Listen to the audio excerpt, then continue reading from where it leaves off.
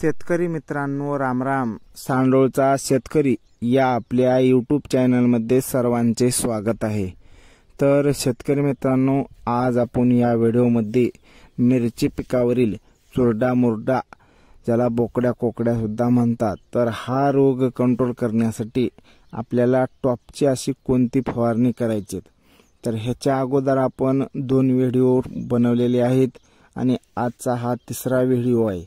तर प्रत्येक व्हिडिओमध्ये आपण वेगवेगळं असं कॉम्बिनेशन घेऊन येत असतो. तर ज्या फवारणीमुळे आपल्या मिरची पिकावरील थ्रिप्स, पांढरी माशी, हिरवे तुडतुडे, कीड नियंत्रण, तसेच भुरी रोग नियंत्रण, लाल कोळी नियंत्रण, असे हे रोग एकाच फवारणीमधून आपल्याला कशा पद्धतीने कंट्रोल करता येतील असे कॉम्बिनेशनच्या फवारण्या आपण व्हिडिओमध्ये सांगत असतो. तर शेतकरी मित्रांनो, आजच्या व्हिडिओमध्ये आपण असेच एक टॉपची फवारणी घेऊन येणार आहोत. तर शेतकरी मित्रांनो, आजची जी फवारणी आहे, तर आजच्या फवारणीमध्ये आपल्याला घ्यायचं आहे डेलिकेट.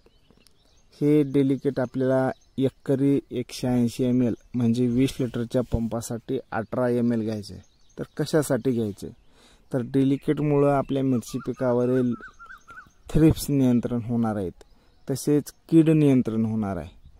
तर ह्याच्यापायी आपल्याला डेलिकेट घ्यायचं आहे आणि ह्याच्यासोबत आपल्याला आसेटामाप्राइड हे 10 ग्राम घ्यायचे 20 लिटर पंपासाठी.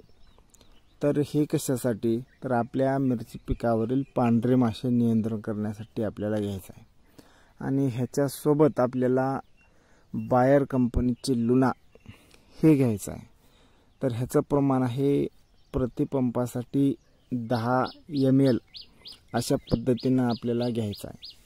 तर हे कशासाठी, तर लुना आपल्याला मिरची पिकावरील भुरी आणि बुरशी रोग नियंत्रण करण्यासाठी घ्यायचं आहे. तर शेतकरी मित्रांनो, अशा पद्धतीनं आजची टॉपची फवारणी आहे.